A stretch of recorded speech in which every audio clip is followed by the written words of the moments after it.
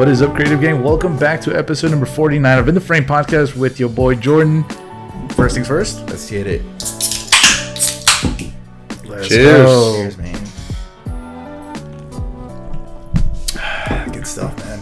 Jordan, dude, what is up, man? How you doing, man? How you doing? Good. Thanks for having me. Thanks for making the drive from all the way to Eastlake. Yeah, of course, man. Local videographer and content creator from San Diego. Let's go. Jordan, let's talk about it, man. How you been?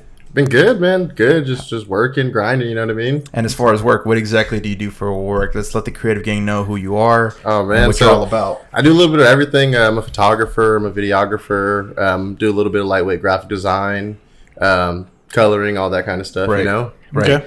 So we met like 2-3 years ago, the same day we met Ian. Yeah. That's when the same day I met Ian at a 48-hour film challenge. Yeah. And you were, I believe, camera op and editor, right? Yeah. So I came up with that. So you known us since that long when you did that thing? I met him the first day I met Wow, Ian. that's So cool. yeah, we met at the same day, like me, you, Iman, and all of them. So it was super dope, man. Like meeting you and like seeing you guys fucking do your thing. It was like, damn, like. Dude, that was super dope because that was actually that was the first time like festival I've ever done or anything like I that. feel like that was everyone's first time doing this because it was Ian's first time. And It was. I remember when he put the Facebook group on the Facebook group, the Black and No Cream group.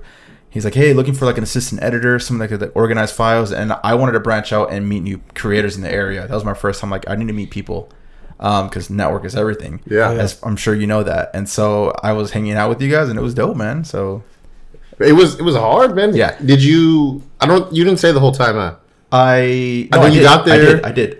We were on the boat. Yes, I showed up on the actual editing area, Yeah. not on not the filming area. He's like, Yeah. hey, just go with. I was with Julius, I think that's his name. Yeah. and I was like, my other homie. Yeah, I was like assisting, like helping on organization. Cataloging. Yeah, exactly. And that was all new to me. I'm used to like run and gun, travel style, put everything in a sequence and figure it out there. And movie production is it's a different ball game where it's a lot more organized and structured, where it's something I wasn't used to. So it was an eye-opening experience, but it was super dope seeing you guys do your thing for sure. Dude, and what was super dope about that was that they ended up showing all the films in the Mission Valley, the AMC, and then we ended up winning the Audience Choice Awards. Damn. Yeah, like 13 films. Yeah, and I vividly remember because we were. I remember the producer like, "Yo, give me the fucking file. Like, I need to run. I'm not gonna make it on time to deliver the final film." Yeah. And Uni is like, "Nah, we got to export this and premiere." It was being Premiere. Yeah, exactly. Premiere was being Premiere. The final export wasn't exporting correctly, and we somehow got it in, and we won fucking Audience Choice Away. I think it was so tight. That makes the story a little bit more better. Yeah. Yeah. So Okay. that was super tight. Yeah, that's super dope how you guys met. So we want to get into like, how did you even grab the camera? Yeah. How'd you get into your it? creative space? Yeah. What's your background origin as far as like creativity? Yeah. So I've been doing this for a while. I took photography back in high school. Okay. So I was like I was a junior. I think I was like 15 or 16 years old and took a photography class. I didn't really have like my own camera at all. Mm-hmm. We had little point and shoots. Oh, really? And like our teacher would let us use those and stuff like that. And then at the time, my Thea had a T3i. Okay. You know, Canon T3i. Everyone starts with the Canon. Everybody T3i, starts dude. with the T3i. Except for me. Yeah. And so I would borrow hers every now and then when I could. And then I was shooting. And I mean, when you're first learning, like you get assignments and they're kind of boring. Right. They kind of just try to teach you the fundamentals and stuff like that. Very vital though. Yeah. You got to learn it. Yeah. And, I started shooting in high school. I think I kind of took a little break and I resumed like after high school, like when I first graduated. And I was shooting. What made you pick up the camera again? If If you don't mind me asking, why'd you stop? Were you focused on something different? Like I know you were. I was playing a lot of sports. Yeah, I remember you saying that earlier. Yeah, so I was playing a lot of sports. I was also like working while trying to go to like school and stuff like that. And so I took a little break. And then I started getting hit up for like little photo shoots and stuff like that. You know, like Little side money. exactly like family photos or like engagement photos, little things like that here and there. And I think like being maybe 18, 19-year-old, and I started getting paid with the camera. I was like, this is cool, you know? Yeah. It's like, oh, you could actually make money off this shit. Yeah, Yeah. and it was like at the time I was probably working like at the YMCA or something. No, this is even before that. I don't even think I had a job at the time. Okay. You know, I was like fresh out of high school. Sure. Playing baseball at Southwestern and stuff like that. Okay.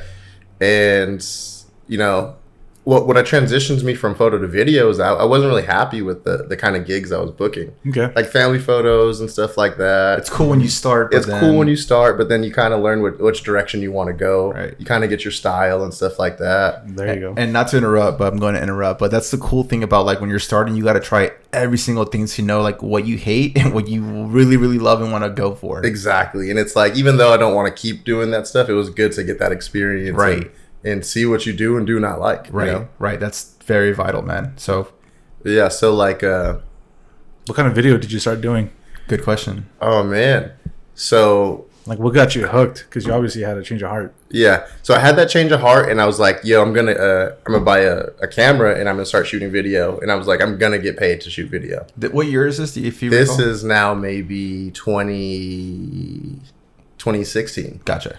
It was like 20. So there's still consumer cameras out there with video functions, for the most part 1080 60, I'm assuming. Not even 1080 60 Not at the even time. I mean, 720 60. They had it, but like, so my But those first were like, like premiere like prices, like yeah, my prosumer, I guess you would call it. Like my first prosumer camera was a Canon 70D. okay. So I got this 70D. I was so stoked to get that, man. I was like, I had a friend at the time. He was going to film school. What does that retail? Do you remember at the time, at least ballpark? Oh man, I want to say like $1,300, and it was like the Shit. most expensive thing I had ever purchased. I financed it, Right. and Is that only a recording camera? Like, only. I'm sure it's just is there shoot stills, right? yeah, shoot stills. Yeah, it's so like it's a hybrid. It's like a in between the category between the, let's say, like the Rebel series and the 60. Okay. Gotcha. So it's still crop sensor, but it is A little bit it's better. a hybrid. yeah, It's the perfect hybrid. but it's like a little bit more weather sealing and stuff than like the Rebels, you know. Right. But Okay, so you got into the video world and like with the photo thing, I was just shooting anything that I could book, you know. And at the time, like, you don't even know how much to charge. You don't know. you still don't sometimes, man. Yeah, Like, you're like, oh, what can I get for this? yeah. And yeah, so like little things. Like I remember one time, or you book stuff and you completely undervalue yourself, and you end up doing crazy stuff. And when you look back, you're We've like, all why been did there. We've why all did I been do that? I remember one of the first things I booked was like a dance competition up in Anaheim. Okay. It was up in Anaheim, It's a push. Yeah, it was a push, man. And it was like I drove all the way out there, shot and edited this video. My girl, my fiance, she helped me. She was my second shooter. Oh, tight. She doesn't shoot video. She was just willing to help, you know. Nice. And I think I did it for like maybe $250. Those are the best stories, man. Like- where you kill yourself for a burger and fries. Yeah. It was like, man, looking back at that, it's cool to see how far, Of course. how far you've So came. you're getting into music video, and how are people reaching out to you, like as far as like besides like word of mouth? Because you say a lot of family and friends were hitting you up. Yeah. But for stuff like that, are you using like A lot Instagram, of it was like social media, like Craigslist. Okay, like- Craigslist. Craigslist, social media, Instagram. But even at the time, like back then, DMs didn't exist back then. yeah, and like IG wasn't really popping like that. Like it was, if you Craigslist could- was popping. yeah, Craigslist was popping. It was like back in the Instagram world, like if you can get your videos onto IG, it was like, oh, remember Yeah. when it was hard to get your videos on there? Super hard. So And most videos come out pixelated and shit because Instagram compression was, Yeah. I mean, it's still trash right now, let alone 2016, 17. yeah, but it was like, not even worth the effort to Yeah. put it on there. Right. And the other things, like I was booking like family weddings, like I would just offer to shoot the wedding Right. for free. I wasn't even making money and stuff like Right. that. Right. So you're just kind of trying to get experience, Just- or yeah, I was just trying to get experience, and it was something like I loved the craft. I just liked shooting. I just wanted to look for opportunities to shoot. Right. So as far as the more of the video, when do you still have that camera that you mentioned in the 60D? I think. No, I don't I know did- shit about Canons that much, but I do recognize the names, but I don't know them by heart, like the Sony systems. I don't. I've hopped around systems so many times, man. So like, 'Cause when I met you, I believe you were shooting with Sony. yeah, I was on the Were you? A7S2 and the wow. A7R2. Yes, I do remember Damn. that. Yeah. So like Why don't you like it? experiment, and especially with back then, because like the video features were solely Sony at that time, I believe. Yeah. Let me backtrack to the Please, 70D. please. 70D was a dope camera. Actually, till this day, it was one of my favorite cameras. But it didn't have the slow mo. And at the time, like that's when Panasonic was kind of popping. It was the GH4, the G7. Those cameras are so slept on. Yeah, they were. And then like being that I was maybe 19 years old or whatever, the Micro Four Thirds lenses were way cheaper. Yeah. So I was like, okay, if I go to this system, I can go ahead and get better glass, which would be like considered professional glass. And you're saving yourself $400 to $600 if not more. Exactly. So that's kind of why I left the Canon, Canon gang to go over to Panasonic. Eventually, like I shoot Canon now. That's what I shoot now. So I came back full circle. But I've shot Sony. I've shot Panasonic. What do you shoot with right now? I shoot with the Canon EOS R. That's like my hybrid camera. And then I shoot with the Blackmagic R 6K what, though? Pro. Just the OGR. Oh, the OG. I thought you had an R6 or 5. One of the newer ones. So the mortgage company, they have the R6 and the R5. Gotcha. So I shoot with it, but I prefer the OG. Yeah, Really? it's way better. Like is I like it because the codec. is it because of the overheating system? Like, Nah, it's just the codec. really? The codec, and It's so then much smoother to work with. yeah, because the EOS R is like 8.264 versus the new 8.265. And Yeah. like you have to proxy those and everything. I feel like computers still don't know how to figure out how to work with H.265. It's so fucking challenging, man. It just, you can't even buffer or like scrub through your footage because it just can't handle it. Yeah, and I'm on an i9. Oh, that's I'm on i7. Yeah, I'm on an i9, and it's like I edit the 6K footage better than the Really? the 1080 4K. or 4K. Even the 1080 from the R6 and the R5. Yeah, it's just, and the DJI. I have the Air 2S. okay. Yeah, that's Okay. H.265 too. But you could change the codec on that camera, I believe, right? If you want to shoot in D-Log, it's got to be H.265. Fuck, Yeah. that sucks. So what made you? Okay, so I gotta ask, what made you go from A7 or A7S2? What made you like not like that? Dude, well, Back then it was revolutionary. yeah, 'cause I was gonna say that. I'm like a gearhead, so like I constantly like getting new toys and stuff like that. Experiment. But so after like that trial phase, like I started getting into it. I was shooting weddings. I started shooting a lot more weddings, but I would say like more professionally. Okay. And that's why I got the A7S2 because I'm like, it was great for low light and all that. But ultimately, I think that the low light capabilities weren't as good as people hyped it up to be. Not like that much better than the A7R2. Okay. And I shoot stills too. So like I shoot portraits. I like shooting studio. I shoot like product photos.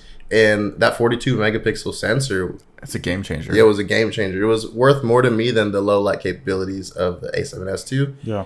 And then the R2 has a great autofocus system. Whereas like the A7S2 was trash. It was garbage. Super trash. Yeah. Yeah. So I was like, for what I was doing at the time, it was just better. So do you still have any of your Sony cameras or no? No. Call them out. I just always kind of sell, upgrade. Okay. So at this point, are you like working? You have a full-time job and you're doing like your side hustle? Are you like going into the freelance world? Or like when I met you, I don't remember if you were in the freelance world or not. So Or that I was met you like in what? 2017, 18. Yeah, I think it was like 2017, 2018. At the time, I was just freelancing. Oh, you were freelancing. Yeah, I was full-time freelancer. And how was that experience for you? It was dope, man. Like it was cool. And I think maybe 5 years ago? That was like 4 or 5 years ago now. Damn. You were a freelancer before it was cool to be a freelancer. Yeah. Now it's a buzzword, man. Like you go on YouTube and shit, like everyone's like, yo, be your own boss and shit like that. So And I was 22. So Yeah, it was damn. like I was 22 and I was freelancing, and it was like my friends were going to work every day and stuff like that, and I was like, dude, I'm getting paid Yeah. to do this stuff. Like, Oh yeah. and honestly, I'm still thankful that I can still make money. Right. My career is with cameras. So when did the flip, like when did your mind switch, like holy shit, I can make a full-time living on this? Yeah, I can make some money here, side money here, pocket change, maybe go on a vacation with this money, but it's like I could make a full-time living with this shit. So I could even, before any of that, like I'll bring it back to how I got started into the video thing, because I didn't just buy a camera and start. Gotcha. Like Yeah. I had to learn. Okay. So I used to work at the YMCA, and I opened every morning, like Monday through Friday. I was the opener, so I'd have to get there at 4:30 in the morning. We used to work at the Y too. What? But Really? we're soccer coaches Okay. though. Yeah. So all So drunk and shit. Yo, chill. Allegedly. allegedly. Yeah. Yeah. So I worked there. I did membership, like front desk. Okay. So I had to open the gym and then like just be available if anybody called or whatever. Sure. And I just watched tutorials. Like every morning, I would just go to work and watch Smart, let's tutorials. go. And I was just trying to make use of that time because, like, That's the way to do I was it. the manager in the morning, so I mean, it was cool that I was doing this, and Yeah. I used that time to teach myself like everything, like what frame rates I should be shooting in, and like how to shoot slow-mo and how to color grade and like how to edit, you know? Who were you looking? If you don't mind me asking, who were you looking up to? Do you still remember the YouTubers? Let me back guess, then? Justin Odisho, because he was like the only Yeah. teacher that I could think of back Yeah, then. he's one of the OGs. Who else is there? This was like when you know, like Maddie Harpoja, Yeah, like travel film, films. travel fields, but it's Maddie now. Like previous to that, him and his bro, they had a wedding company, and like they used to do stuff on Vimeo, and it wasn't even on YouTube. it wasn't even on Because YouTube he yet. didn't pop up till a little later than that. Yeah, so I used to watch them before they popped off. Because Vimeo is the elite filmmakers. Yeah, I call that bullshit, man. I was like, yo, put it on YouTube. More people are going to see that Nobody shit. knows about that. But it's like us if we want to nitpick because Vimeo has better compression. and stuff yeah, like I mean, that. yeah, you could upload a 4K file and it's going to look like 4K. Yeah. And YouTube's going to look like dog shit. But don't you have to pay for Vimeo or some shit? You do. You do. Once That's you, weird. like, I have a Vimeo. I started a Vimeo account before YouTube as well. I know that's what you started. Yeah, but I would remember I would delete like old projects just to get under the 5 gigabytes of Yeah. free storage. Mhm. Where in YouTube it's like unlimited. Yeah. But you have to compensate with the compressions and shit like that. Yeah, and I think on the like for your average consumer, they're just going to YouTube. Exactly. You know, they're not going to Vimeo. Yeah, unless for the most part. So yeah, like I was watching the tutorials and stuff like that, and then I would just practice. You know, I would go shoot with the homies. We would go drive out to downtown. I would go to downtown by myself and just like take B-roll of the city. You know, stuff like that. Right. So what was so you're a freelancer, right? Yeah. So at this point, when you're a freelancer in the early 2016, 17, whatever, what's your niche, or are you just taking anything at this point? I was I would say I was taking anything at that point, but like weddings have always been like the bulk of my income, just because it's San Diego. You know, It's a moneymaker. It's We a just had this moneymaker. conversation off We air. had this. Like, It's- weddings are not the funnest thing to do, but if you The need to bag. pay your rent, Yeah. book one wedding, you're fine. and then being that it's San Diego, I mean, we have summer year round almost, so Yeah, so- it's wedding season all year. Yes, Yeah. yes. So it's like you can kind of bank on it, and you know it might Yeah. be slow around December or whatever, but it's gonna pick up come spring, and Right. you'll be good. Yeah, you'll probably, I wouldn't say struggle, but slower around. If you budget your year right, you'll Yeah. be chilling. you Right, know? for sure. So are you still doing weddings? So we'll get to that. I'll come back Okay. to that because the whole COVID thing kind of happened, and then when we got the full-time job and stuff like that. Okay.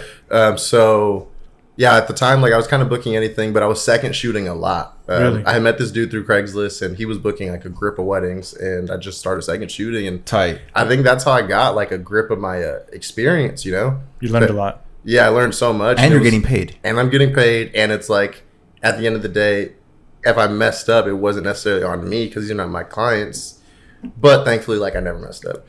But That you know of. Just kidding. it was very, very low risk, high reward. Right. Yeah. So I think like as a beginning content creator, you got to have those kind of like situations where you can learn, but if you can learn and make money at the same time, It's you a might fucking as well, double you win. know? Yeah. You're learning, but you don't have that pressure on your shoulders. Exactly. Like, oh, fuck, it's on me. You know? Yeah. Yeah, and then being like I was 22, you're still kind of learning like about everything. You're learning about yourself. You're learning about like what you want to do and all that. And you're figuring out your style at the same time. Exactly. You know, so like I think I've gone through a bunch of different phases. Like, oh, there's some years like, you know, speed ramps and all that was like super hot. Or like, Right. you know, the orange and blue, Orange and teal. orange and teal, that Yeah. whole trend. Like I feel like I've cycled through all of those, and now I finally kind of found like my style. I feel like right now the big trend is, and it's been going on for a minute, is the gimbal.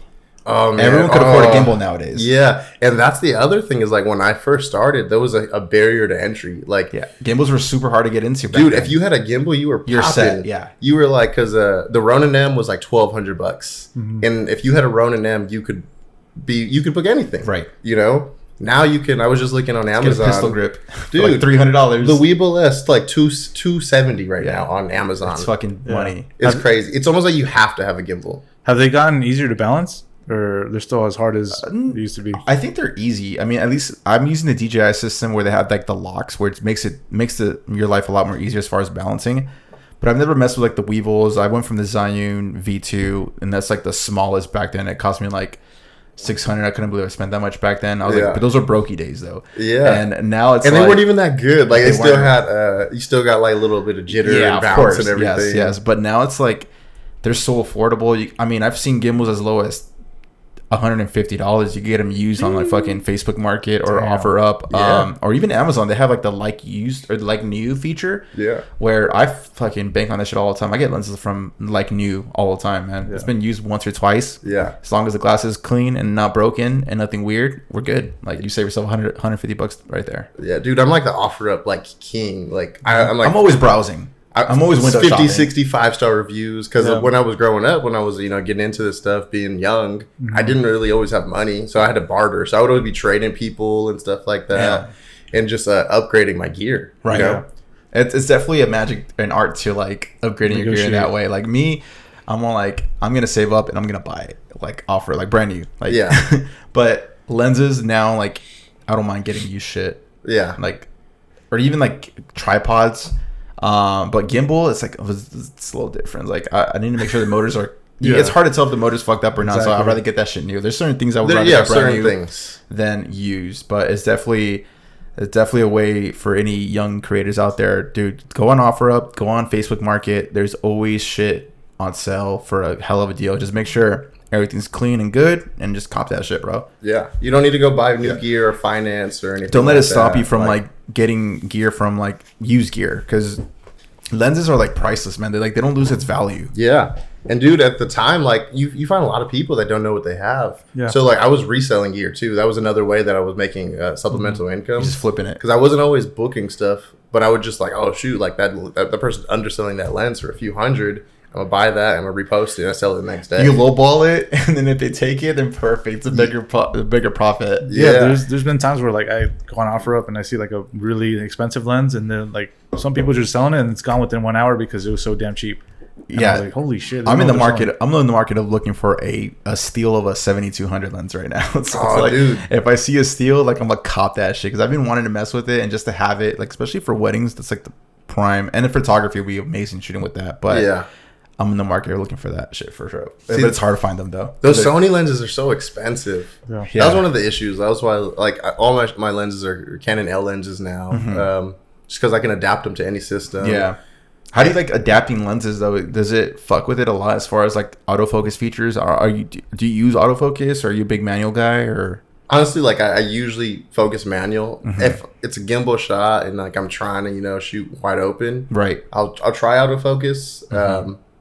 With the EOS R, it's pretty good. Right. Canon has that dual pixel autofocus, so I try. But for the most part, like if I'm shooting handheld or on sticks or on monopod or whatever, I'm Do you very use autofocus. the Metabones adapter, or which one do you use? Canon actually makes one. Oh, they do. Yeah, back when I was using the Sonys, I was on the Sigma MC11. Oh, okay. That's yeah, interesting that they make one when I don't know much about the glass, the Canon glass systems, but it's like it's pretty interesting that Canon has a freaking adapter for that. They'll let you buy For other the- lenses. Yeah. Well, it's for the EF to go to the RF because So the EF and RF would be from like a micro four thirds to full frame. Oh, I see what Massive. you're saying. Old Canon lenses. You're saying. yeah, Okay. because the that- EF are they for got the obsolete or whatever. they kind of stopped making them, but Yeah. when they started going mirrorless, the RF is the new mirrorless Lens. line. Okay. Yeah, Gotcha.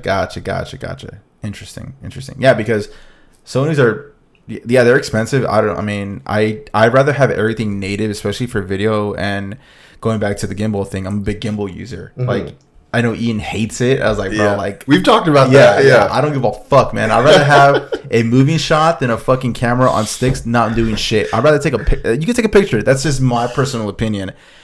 That's the cool thing about this. We all have different styles to it. Yeah, it's very subjective. Exactly. Yeah, you could make a cool gimbal shot look dope as fuck and not make it look basic that you see on Instagram like everyone else is doing. Yeah. But yeah, I definitely rely on the heavy autofocus. A7 III does a really amazing job in my opinion as far as autofocus, and so I rely on that a lot. So I need to get a native lens to make sure my autofocus is on tack and it's not slowing it down by I don't know, 1% or 2%. Because Yeah. that little that little focus that is not in focus can ruin the whole shot. Oh my god, It yeah. really could. Yeah, It really can. could. It's- Or if you start hunting, Oh, that's the worst. Yeah. Like, oh, fuck, hunting. Yeah, it's the worst, man. So you got into, you're kind of taking everything. You're doing weddings as well, and then from there, how did you? This like what 2018, 2019? This is like 2018. Going into this is like 2017 going into 2018. I met Ian, Okay. So- How'd you guys meet? So, By the way, guys, oh, Ian man. is the first guest that we've ever had. FedEx. Make sure you check it out. Yeah. Yeah, so Ian is Ian. That's my guy right there. I met him through the guy that sold me my Canon 70D. I met this dude at Best Buy, the Best Buy worker, Sure. homie Xavier. I met him. Yeah, X. Yeah. And we got cool. We exchanged Instagrams in the store. Like I met this dude while he was selling me the camera. Tight. Yeah. And then we kind of stayed kind of close. You know, we would talk every now and then. I hit that dude up one day because I was like, "Hey, I'm trying to build a team to shoot some weddings," and he's a really great wedding photographer. Yeah, he's a really good stills guy. Yeah, dude, he's good. And I was like, I don't know anybody else that shoots video. Like, do you have anybody that you could recommend? And he told me about his homie. It was this dude Fiddish Rex on Instagram, and I followed him and. Like we would, I think I messaged him, and then we started like messaging back and forth every now and then. Right. Because we would see each other shooting and stuff. And one day I was like, "Hey, I'm about to shoot at Southwestern. I was going to shoot this like athletic video." And I was like, "If you want to help, like you can come by." And he came by, and we ended up shooting. And then we found out like we were neighbors. Like we lived down the street from each other. Oh, damn. We shot with like all the same equipment, and it was cool. It was meant to be. It was meant to be. Nothing was the same. Yeah. And then so like from that point, that's when Ian and I like started working more and stuff like that. One of our first shoots was this restaurant actually. And at the time, like I remember we shot this and we had like maybe 2012 MacBooks. That's what we were editing on. And we shot this restaurant, it was Cocina Sorella up in like Kensington. And it took us like maybe a week and a half to edit this video on these little MacBook Pro like 12s, and it should have maybe like today I would finish that in a day. Yeah, it was just the craziest thing. And then from that point I was like, now if we're gonna do this, we both were like, if we're gonna do this, we gotta upgrade our equipment, get it like a real editing system. And you guys are Premiere, Adobe Premiere editors. Premiere. Have you ever dabbled, or do you have I'm assuming Windows system then, or are you still on the Apple system? My personal system is a PC. But I started with Mac. And back then, I'm surprised you didn't get Final Cut. Like, I never knew anything about Final Cut. Interesting. The tutorials that I used to watch, they were all just Premiere. All Premiere. I think there's a reason why, because Apple is just so expensive, and it still is. Like, people could afford a Windows beast compared to a sleek, beautiful laptop. They're the most beautiful laptops ever, but jeez, it costs you an arm and a leg. Ask this guy how much he spent for his new M1. The reason I switched, or the reason I started using Adobe, even though I had a Mac, was because every time I looked Final Cut, something transition, Adobe would pop up. Yeah. I'm like, what the fuck, dude? And I can't find it. I'm like, fuck it, I'm going to Adobe. Everything, overlays, like effects, presets. The only like Final Cut, at least back then, that I knew that did tutorials was like Justin Odisho. But like even then, he doesn't cover every single topic compared to like, no, not Justin Odisho, I'm sorry, Daniel Schiffer. He's the only Final Cut editor that I knew back then. Yeah. I'm sure there's a lot now, but like he didn't tackle every like little subject that you could imagine. Compared like Justin Odisho has everything covered from like beginner to expert. Yeah. Like I feel like I know like 70% of Premiere. There's a lot more stuff that I probably haven't even touched because I don't need it and don't know if it exists or not. Like, it's just so. I don't even have a need to use some of that right. stuff. You know, and if I were like in a pickle, like let me look it up, see if it just shouldn't even exist, and oh fuck, it's right there. I didn't know that you could do that. Boom. Yeah, no, I'm definitely a firm believer that like I know my strengths and weaknesses, and if like there's something that's outside of my strengths, I'd rather just outsource. That's fucking smart. After Effects is not my thing. I hate After Effects. I hate you and every editor. I hate After Effects too. So like I would much rather just outsource. You know, go on Fiverr, hit up somebody that I know. To do anything like that. Okay, so how has outsourcing treated you? Is there benefits, downsides? I think it's clutch. I mean, I've used you to like outsource some shit. Like I hate. There's definitely pros and cons. Like it definitely helps if you know who you're working with, especially like if you know this person in real life. Right. I think it's a lot more better doing that than having a stranger do some shit. Like yeah, exactly. Like I had a situation where. You know, back in the day, I think this was 2018, and I was looking on Craigslist, you know, for jobs, and I saw an ad for a wedding. Okay. And I think at the time, like I had a trip, I was going to go visit my brother in LA and stuff like that, and it wasn't even like a good paying gig, but I was like, you know, extra cash. Yeah. Money's money, bruh. Money's money. And I took this wedding. It was this following weekend, under contract, you know. I thought it was all legit. So I shoot this wedding, and in the contract, it's like a 20-day term. And so I submitted the footage. Everything's good. I'm expected to get paid on this specific date, right? Yeah. Oof, you turn in footage without getting paid first? Yeah. Rookie days. You learn. Yeah. And but anyway, I was all under contract, so I thought this was legit, Mm-hmm. And it was a legit contract. Like at the time, I do everything with contracts and stuff like that. Yeah. So submitted the footage, and day comes around where I'm supposed to get paid, and there's like some crazy excuse to why I couldn't get paid. Sure. It was There's always an excuse. No, I remember he was like, we're currently changing our system right now, so we're not going to be able to do direct deposit, but we can cut you a check. Mm-hmm. And I was like, hey, like in our contract, we agreed upon these circumstances and blah, blah, blah, blah. And he's like, yeah. This is all via email or text? All via email. Gotcha. So a response is like a 24-hour turnaround response. Yeah. That's the only bad thing about emails. Exactly. So it's like, I ended up not getting paid that day. I go on my trip, didn't even get the money that I wanted. And the next day comes around where I'm supposed to get paid. And the dude's like, hey, we're changing the system still, and we're going to cut the check out. We're going to cut the check tomorrow. Damn. And I was like, hey, now this is going on X amount of days. Like, I need my money. And the whole time, like, still remaining professional and everything. Of course. Right? This guy responds. I tried calling the guy. And then that's kind of when I started getting to feel that this was weird. Sketch. And it was like a 888 number. And this person would never answer. So, but the thing is, I was going, like, I went on Wedding Wire, I went on The Knot, I went on Yelp, and they had like a bunch of positive reviews. So it looks legit. Like, they look like credible business and everything. And so hit him up, and guy doesn't answer my phone call. I shoot him an email. He's like, hey, blah, blah, blah. He's like, you should be honored enough to have shot a wedding for my company. And yeah, I can pay my rent with honor. Yeah. And he's like, you should be happy that you even got to work with me. Fuck. And it turned into a big thing. So I ended up actually getting lawyers involved. Because at this point, I hadn't gotten paid. And then I saw that they posted the wedding on their Facebook page. I'm fucking hot right now. Fully edited all of my footage right there. I was heated. So at this point, I'm like, dude, this is all my footage. I have the original files. Like, I have proof. Yeah, I have proof. I kept all my emails, paper everything. trail. So at that time, like, this dude just, I responded to him, and he just stopped responding to me. He went cold. Okay. So I can't call this guy. He won't respond to my emails anymore. So what do? I started going on the Wedding Wire and The Knot. Start killing them. And yeah, start leaving reviews and everything like that. And then as soon as I start doing that, that's when he got his attention, And the guy's like, blah, blah, blah, I'm going to sue you for defamation. What the fuck? When this whole time, like, I didn't do anything wrong. At this point, I had not been paid. Our contract is broken. But he was like, you were under NDA. You're not allowed to say what our work situation is. Because they don't tell people they outsource the weddings. Right.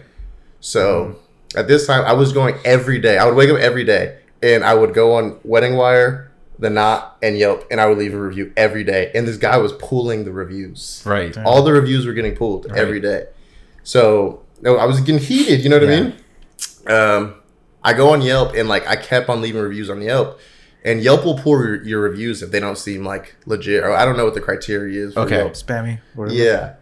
And one day though, some guy responded, and he was like, hey, the same thing is happening to me too.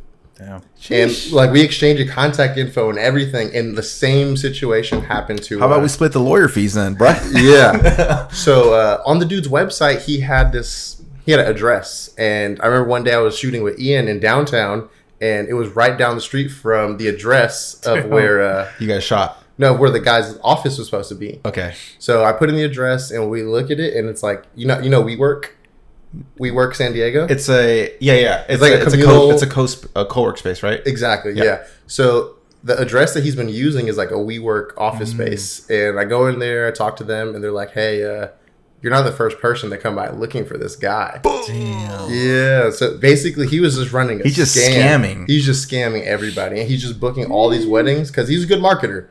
Like, he's putting ads in the right place. He's booking a lot of weddings. High-end weddings, I'm assuming? No, at the time. And what was upsetting also is that, like, he wasn't charging that much for his weddings. But this is like a 3-month, 4-month process now at this point. That's fucking... And now I'm also expecting to be served for defamation. because he said he's gonna serve. So you got all this fucking stress going on. All this stress, you know. Okay, if you don't mind us, and it was like, since this is years ago, if you don't mind throwing the number out there, bro, it was like $250, $300. Oh, jeez. Yeah, it was like, I think I shot like a 6-hour wedding.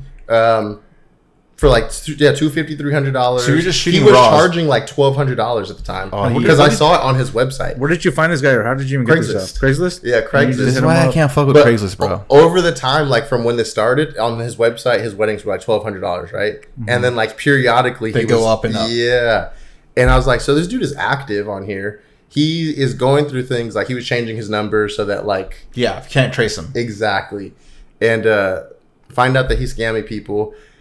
I just had to give up, actually. Like, it was causing me too much stress. It wasn't even worth it. It wasn't worth it. So I gave up. I ate my losses, and I would Is say, the guy like, still out there? I don't know, dude. I had to stop. It was just eating you up. It was eating me up. I was spending too much time. Fuck. I mean, that sucks because like another creator is probably getting fucked as we speak. If that dude still exists doing the same scam, Dude, I see these ads on Craigslist all the time, and it could easily be the same guy. same dude. Yeah. That's so fucked, man. Like, fuck that guy. Do you know his Dude. name? Put his name out there. Fuck that guy. Man. He's like, I don't even want to bring that back up again. He's gonna find me. Yeah, I don't want to sue me. Yeah, so Fuck that guy. that basically kind of triggered a creative burnout to where, like, Okay. at that point, I didn't even want to shoot any more video. I was kind of just like It done. just fucked you up. It fucked me up. I felt like Are you because creatively depressed, or what's going on? I wouldn't even say that. I would just say I was stressed out and burnt because like, I as mean, a you said freelancer, 3 to 4 month process. I mean, dealing with this shit every single day, it's like, mentally draining. yeah. And like at the time, you know, I was just like I said, expecting to get served. As a 22, 23 I don't know year how to deal with old, this shit. I don't know what to expect. You're paranoid. Exactly. So I ended up like I stopped shooting videos. I didn't shoot videos for like a whole year. Wow. I ended up what did I do? I started working for the CBD company. So I started working for the CBD company, and I was helping them with their marketing and media, but I was just doing photos. I was doing photos and like other tasks, you know, like wholesale stuff like that. Okay. And that was dope. Like that allowed me to tap back into that photography side that I started in because you know I started in photography. Right on. I got to take a whole break from video. Like I didn't shoot one video all year. Jeez. From like 2018 to 2020, I like did not shoot a video. Damn, 2 years. End of 2018. Okay. So I would say like the whole year. the whole year, like I didn't no video. Okay. But in that time, like I really got to hone in on my photography skills, especially like product photography. Right. So I started getting into product photography because I was like a e-commerce store that I was working for. What was a hemp company. I would go out to Oregon, like take pictures of the plants out there, and it was nice. It was Change of pace. change of pace. And at the same time, like, because I worked with the company, I had a stable income, so I didn't have to look for work. Right. So that was cool. And then, you know, the pandemic hit. Pandemic hit like 20. What I don't even remember what year. 2020. Early 2020. 2020. March is the February? shutdown. Yeah, I worked in the CBD company. I worked with them from like 2019 to like 2020. And then pandemic hit, and things kind of started slowing down with the e-commerce. So I wasn't like, I was a 1099 for them too, but it just wasn't as frequent that they need to work. For the new listeners, what's a 1099? Independent contractor. Okay. So yeah, I was independent contractor for them, but like at the time, just due to the circumstances, things were kind of slowing down. Wasn't getting as many like jobs, or, Right. you know. So I started looking for. No, I wasn't even looking actually. I was chilling one day, and I got a text from this guy that I met for my time at the YMCA. Okay. So this guy that I met, he hit me up. He's like, "Hey man, what are you doing?" He knew that I was into this video stuff and the content creation. He's like, "Are you still doing that? Like, have you started your dream job?" And I'm always open to like, you know, hearing new opportunities and stuff like that. So that's what I told him. I'm like, yeah, course. I'm like, you know, interested to hear about new opportunities. So I met with this guy, and they basically hired me on the spot. So I do content creation for a mortgage company. Okay. We specialize in VA home loans, and yeah, I started doing that 2020. Dude, tomorrow is actually my 1 year anniversary there. Congrats. Yeah, it's my 1 year anniversary. That was my first time having a 9-to-5 job ever. This has been my first time having a 9-to-5 job. Right. And it's an experience, dude. Oh, yeah? Like, it's completely different from what I've been through the last maybe 5 years. Right. having to like there's pros and cons. Yeah, because okay, so something about this Potter, we kind of like preach like, yo, get into the creative space if you can and get some money. Get the bag. The bag's out there for any creative. And I tend to lean more into like, yo, like do your own thing. Like you could fucking do it by yourself. Be full time freelance. I'm not telling people to be a freelance. I'm a full time freelance, so I'm gonna naturally encourage that. Like I'd rather work for me than for anyone else. But at the same time, like we want to keep it a stack and let people know like, yo, it's cool to have a fucking 9-to-5 as well and still be a creative. There are 9-to-5 creative jobs out there. You don't have to go in the freelance world, because me and him say it all the time, the freelance world is not for everybody. Yeah. So if you could elaborate more onto like you sound super psyched about you getting that job, and it's like, dude, it's super cool. Definitely pros and cons, and if you could elaborate more on that.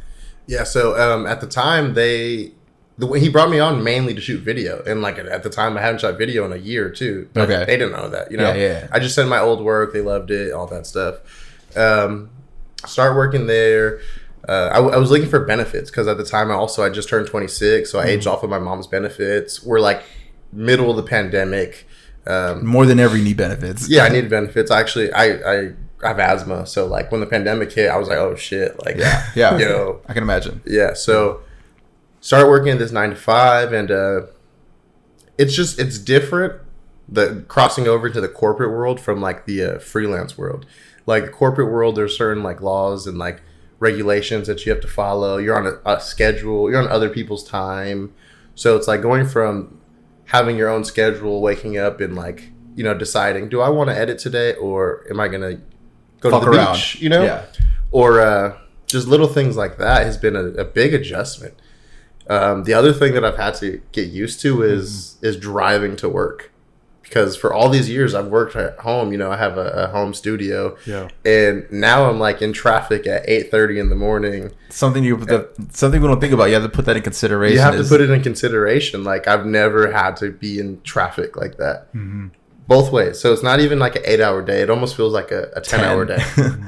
But like some of the pros is like I know every other Friday I have a check coming in. Right. Yeah. You know, they pay decent. It's like decent. I could live off of it. And you don't have the anxiety of looking for new clients. I don't have to look for new clients. But at the same time, like I do marketing, so I am looking for new clients. But it's just for them to buy houses. Sure.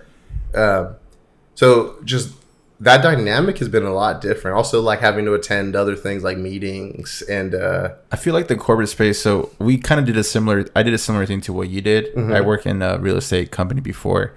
And I knew that wasn't my end goal, but I knew that was a great place to like start in the corporate, get my foot in the corporate world, shake some hands, kiss some babies, network, and then also gain experience while you're getting a check. Going back to what we said in the first part of the first half of the podcast, you're getting paid while you're learning on the spot. And it's like I would say that a lot of this stuff is very low risk, high reward, because in the corporate world, like. I think I would say that a lot of them are easily impressed for the most part. Yeah. Especially when a lot of the stuff I do is like social media content. So it's like it's not full production. So they're pretty happy with almost anything. I remember never having pushback. I'm like, yo, do you guys like this shit? And they're like, oh my God, it's amazing. I'm like, word? Like I barely tried. Granted, like I deliver a dope product, of course. But to like our standard is like right. I'll throw this in pro for your thing. Having a 9-to-5 because I have a 9-to-5. Yeah, it gives you the liberty to do more projects that you really want to do, and it gives you the ability to turn down more projects because you got a steady income. And sometimes even if you're really good, you can make more money if you have a freelance type of quote unquote on the weekends and have a 9-to-5. You can be a weekend warrior because now you're dealing with the multiple sources of income. Yeah, you know, and that's a beautiful thing about multiple sources of income. If you're fucking busy and hungry, you can make as much money as you want. But if you're fucking lazy and shit, like you're not gonna make no money, and then you're gonna fucking hate. Like, oh, photography sucks. Everybody blah blah blah. And you make excuses, right? Yeah. But if you're hungry, man, it's a beautiful thing. Right. Yeah. There's pros and cons. It's kind of up to you what you want to put into it. You know.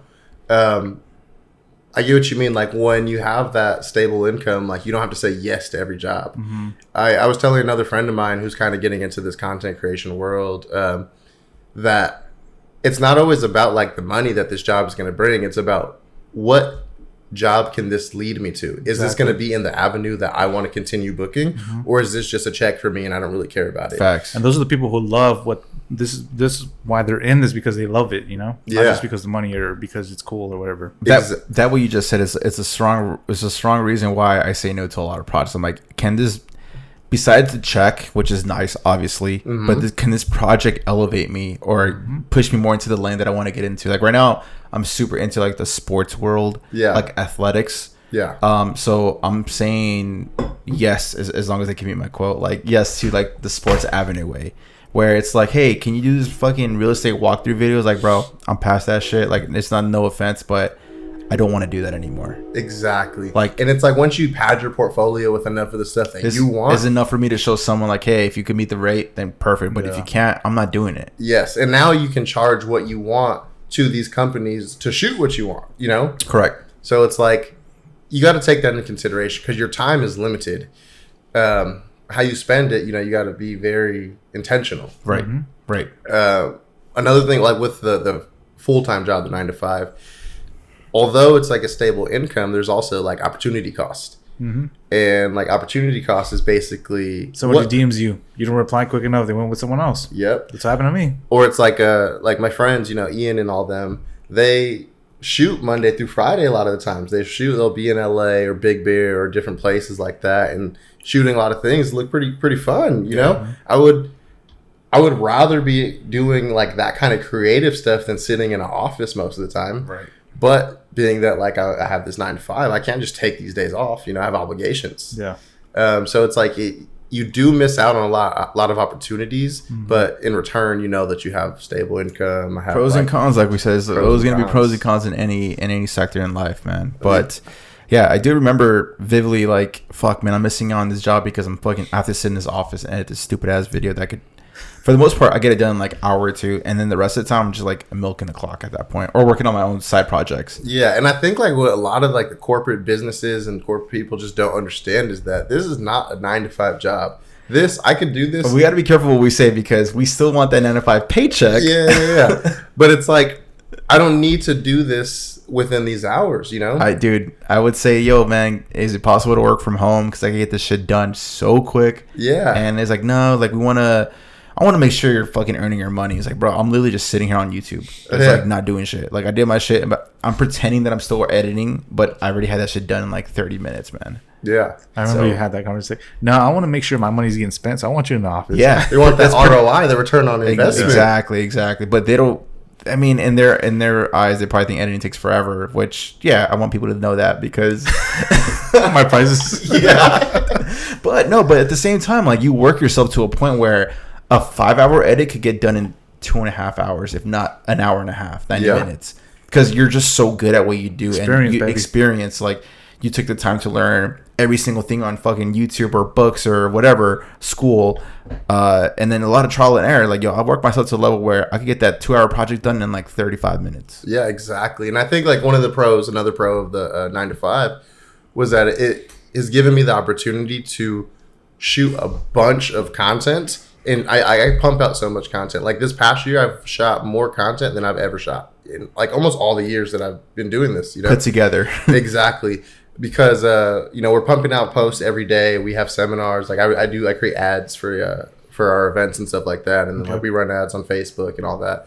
And because a lot of the stuff has like a fast turnaround time, right? I have to just be quick. So I would say that like my editing time has improved so much over this past year. A lot more efficient. Like I have a great workflow. I can bust out edits so fast now. And that's what's cool. Another great point. When I was in the corporate world, I was able to learn my own workflow style. Like, hey, okay, a file organization was like new to me, and I was able to master. I want to say master it, but in my opinion, for what I do, I'm really good at file organization, where I can find a specific file in a specific folder. Boom, like. Back then, I would work on one project, delete the raws after I'm fucking posted on YouTube, and now it's like I'm learning how to organize, which is cool. How to catalog. The more shit you shoot is like, okay, I'm not just working on one project. I'm working on 4 to 6 projects, and you got to learn how to organize all those files, and that could be fucking mentally draining. Yeah, because if I'm working on like a bunch of projects at one time, and then I'm halfway through this one, but I don't know where the project files are, that could be bad. Yeah, super bad. Yeah. The other thing is like I think I've kind of changed my mindset when it comes to creating content, because as a freelancer, especially like when I was making a majority of the income with the weddings, like those are full length videos. A lot of the social media stuff is very short form content now. Like that's what people are digesting. There's TikTok videos, like every 10, 15 seconds scroll. Reels. Short span. The ad. So like that I think is made it interesting again, because it's like, okay, how can I make this 15 to 30 second video as interesting as possible? Yeah. So now instead of like looking at producing a whole full video, a 1 to 2 minute, 3 minute, video, Sure. Yeah. I'm looking at squeezing as much content as possible in this short few second clip. I feel like one thing that a lot of people don't realize, especially from the outside in, that's actually harder than doing a 2 to 3 minute film. It is. Because you're putting a lot of information, squeezing into a 30 to 50 second sequence. Bro, that's so hard, man. You don't want to like overwhelm the audience. You want some kind of breathing space in between like points that you're trying to portray. But I always try to educate my clients like, yo, like, you think 15 to 30 seconds is like, oh, it should be fast and easy. It's only 30 seconds. I'm like, fam, it's actually harder than an actual full video. Yeah. Especially if I have like 3 hours, 4 hours of footage. Yeah. And I'm condensing this. It's very, very challenging. Very challenging. I think over this past year, like my mindset has kind of changed from long videos to like figuring out how I can, make the social media content. Also with the vertical videos. The vertical videos, that's popping now. Everybody wants the vertical portrait style videos. Yeah. Most consumption is through the phone. Yeah. And so like getting in the habit of framing my content for social media instead of like YouTube or Vimeo. I shoot a little wider so I could crop in. Exactly. I shoot 6K so I can crop in everything. Yeah. So stuff like that. It's like it's been a lot of low risk, high reward opportunities. So let's nerd out right now, man. I know you have I guess it is a cinema camera. Can you explain to you haven't even brought this up yet? What are you currently shooting with right now? So gear wise, like my A cam. Get nerdy, bro. Get nerdy with this shit. Blackmagic Pocket Cinema Camera 6K Pro. That's the latest one. Yeah, Pro's latest one. It's dope. What does it run? What's the price? It is $2,500 for just the body. I think they have like little eye viewfinder and a battery grip you can add on. Okay. But I just got the body. When I bought that one, actually, I bought the regular 6K, and then the next day they dropped the Pro. Return purchase.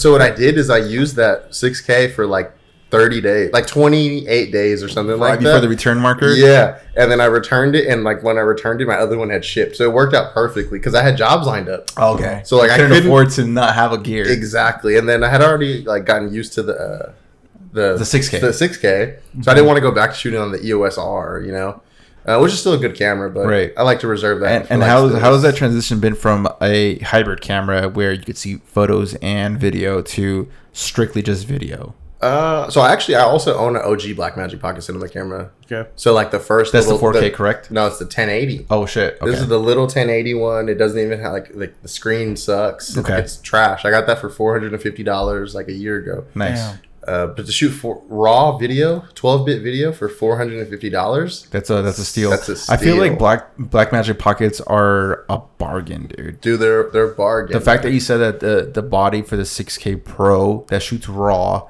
for $2,500, bro, A7S costs you fucking $3,500. Yeah. So what kind of glass are you using? I don't even know. Do you know it? Or? I'm assuming Canon since you're invested. Yeah, so invested in that Canon system, being that I have like the EOS R, I adapt most of my EF lenses. Okay. So I have like all the zooms, like the 16 to 35, the 24 to 70, and the 70 to 200 all have 2.8. Okay. So I shoot on a lot of zooms. Just because, like, with weddings, it's a lot easier than shooting a primes. Yeah, it's a lot more, versatile. Yeah. What's the experience working with RAW files? Because I'm not used to shooting RAW at all because I'm shooting with the Sony system where mine doesn't provide it. And anyone that's listening, I know I could get an Animus Ninja and shoot 10-bit RAW, but I don't do that shit. So that's what I do. I bought the Ninja to shoot 10-bit on my EOS R because the 10-bit... There's a huge difference, bro, between... From 8 to 10? From 8 to 10. Like, I can't even shoot 8-bit anymore because it just looks mushy. Oh, you're such an elitist now. I'm like, is this in focus? Wait, you guys are getting too nerdy. What does Ninja mean? So it's a monitor. So it's like it's a recorder. Okay. So it looks like a monitor. It has all the monitoring features on it, but it also has a SSD in it that you can record directly to. And like that alone has kind of helped my workflow because now I can record 10-bit video into my SSD, pop my SSD out, and then edit straight into it. Into it. I don't have to. No transfer way that we do. Also, like it allows you to bypass the 30-minute recording. That 30-minute recording limit. Yeah. Yeah, so the Ninja is like a game changer. It upgrades your camera. Does it take a toll in the computer system? Because I'm always like, I always bug out about, fuck, do I need to fucking get another computer system that's a little bit more beefier? It's easier. So because it shoots ProRes, the codec is just so workable that like So how the fuck is ProRes RAW more easier to work with than a standard? So it's not. This is not ProRes RAW. This is just ProRes. Gotcha. But ProRes RAW is a newer codec that they're coming out with. But the computer just loves the ProRes, man. I shoot 4K on the Ninja, and editing it is just butter. Really? Yeah. Like you just scrub through like nothing. Nothing. Jesus. It's like 1080. But when it comes to H.265, I can't even do anything. I couldn't even do anything. Like a minute video is a hassle. Jeez. Wait, so what do you upload with your things, or what do you export? Like what format? You guys, yeah, because you just said it doesn't work in H.260. H.265 is a codec.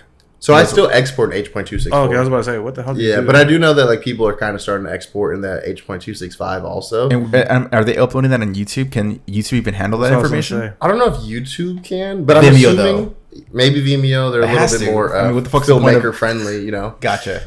But I guess like the H.265 just I want to say maintains a better image. Like it doesn't compress it as much. Sure, integrity. it's a little bit but I'm assuming those file sizes are insane. Oh, they're huge. Yeah, they're huge file sizes. I pay for so much storage.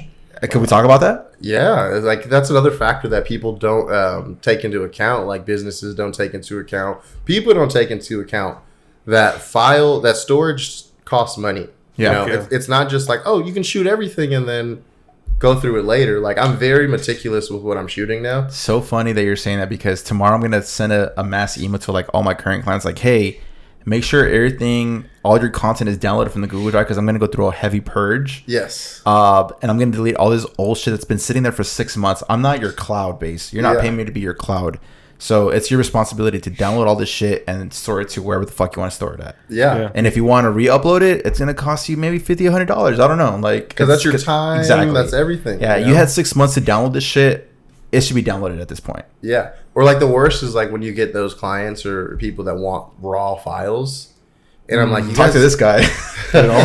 Hey, I know you edit these, but can I get all the raw files? I'm like, no, like, yeah, there's 4,000 stills right there. And in my contract, I started actually putting that I was not going to give raw files because also these guys don't. The majority, they don't know.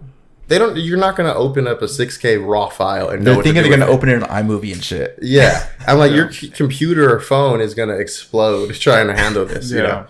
So just little things like that where we got to like fill in. There's a disconnect between the consumer and the creator. And that's where you just got to educate. You got to educate. You got to educate because one of my worst fears is, all right, I'm going to give them a couple raws and then they're going to edit them with their filter and then they're going to tag me. Yeah. I've had that happen once and I was like, dude, what the fuck? Like, dude, no. That's you go in the settings like untag. Yeah. Yeah, I know you're saying that you want to implement that in your contracts. I've been doing that for a while and I do have this client that consistently buys the raws. I'm like, bro, that's an extra few $100. Like I personally, I'll fucking say it out loud, I charge for my raws between $400 to $500 depending on the scale of the project. So it's like it's gonna sit on my drive collecting digital dust. I'm either gonna delete it, but I put in the contract like, hey, after X amount of months I will delete the raws, so I will give you a follow-up email like, hey, I'm getting ready to delete this. If you want to purchase it, go for it. If not, then say goodbye to the files. And then I'd say 3 times out of 10, they say yes. So that's an extra $500 right there. Supplemental income, baby. Yeah, dude. So it's like... And I think that's another thing like that you learn. No, I'm saying like something you should probably like implement that in your contract if you're doing that in the contract. This was like a wedding that I was pre-COVID, so like my prices were like I didn't want to lose a client by setting all these new boundaries and stuff that I've learned. But yeah, definitely. Yeah, but what were you saying though? I was saying that raw files, contracts. Oh, so it's one of the things that you learn is that like in your contract you got to be specific. If you're licensing this project to this person, they're paying for this project. They're not paying for all of these individual files. Exactly. That's something I try to educate when someone's like, "Oh, you actually have to pay for it." It's like, what's your favorite restaurant to go to? Let's say In-N-Out, for example. When you order your burger, do you also take the loaf of bread, the lettuce, the ball of lettuce, and the extra cheese and the meats? Like, do you take it with you? No, you pay for that burger specifically, and that's all you get.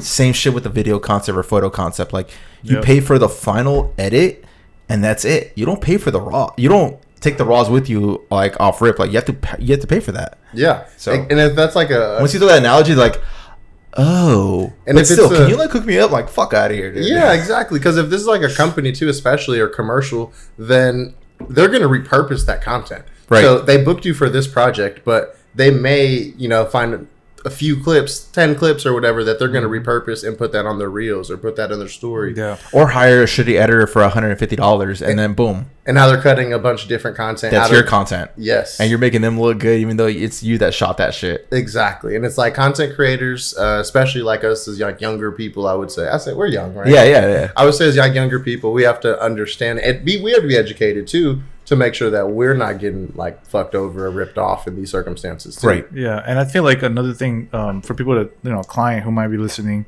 is you're basically doing a licensing fee one time. Like, here you go, here's all the footage, you're licensed to do whatever the fuck you want with one time fee, which is a fucking steal. And they're getting it for so much bang for their buck. Because Yeah. I mean, at what, $400 or $500, like same, I would charge similar, like around that rate. They're going to be getting way more one-time fee than if they were like trying to license each clip individually. Right. And it's just you pay for the shoot, you license these clips. We don't have to have multiple shoot days. Like, we're all happy, Not just that, but like an extra pro tip for any creative gang out there, members.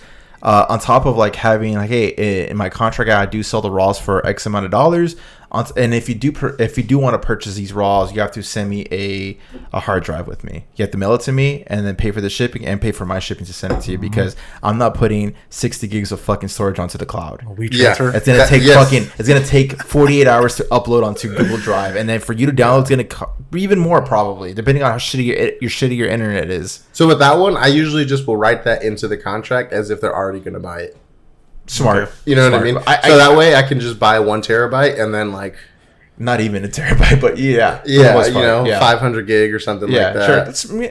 I might have to put that in consideration because 512 is like $89 right now for SSD.